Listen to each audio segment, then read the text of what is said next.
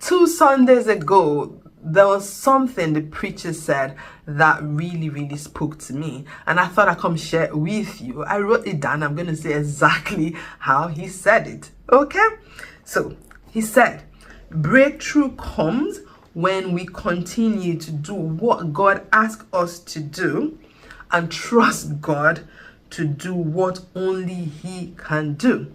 So he was saying there's a role for us to play before God brings about spiritual outcomes. That really spoke to me. But before I go into all of that, hello! If it's your first time here, you're very welcome. My name is Akwawe and I'm really excited that you're here today. If you've been here before, thank you for coming again, and a big welcome to you. Welcome!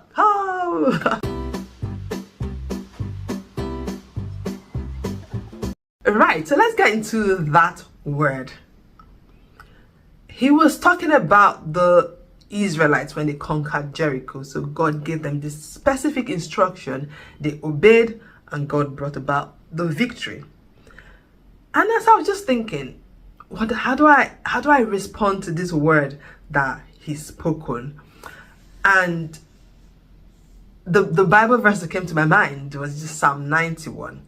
I'll read it, just verse 1. It's a popular psalm. Please read it. There's so many blessings in there. But the beginning of the psalm says, "He who dwells in the shelter of the Most High will remain secure and rest in the shadow of the Almighty, whose power no enemy can withstand." This is the Amplified Version. And then it then goes on, "I will say of the Lord is my refuge, my strength.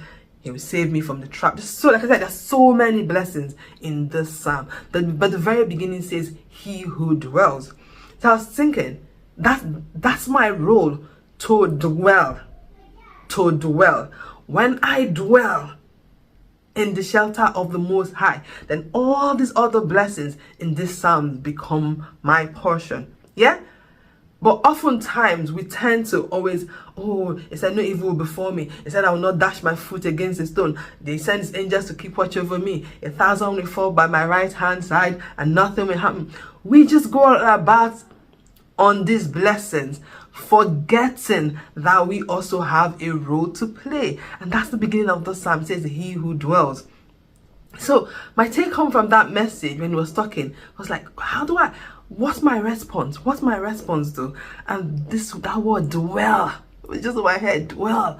When I dwell under the shadow of the Almighty, then all of these blessings come. So my question to you is, what is God asking you to do in this 2026? It says when you continue to do what God has asked you to do, then God, will do what only He can do. So you do your part and let God do His part.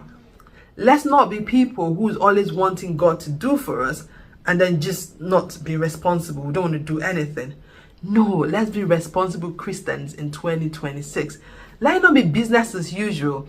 Let it not be business as usual. I claim that blessing. I claim the blessing. Yeah, claim the blessing, but play your role. What is God asking you to do? What is God asking me to do? Let us be Christians who do what God asks us to do.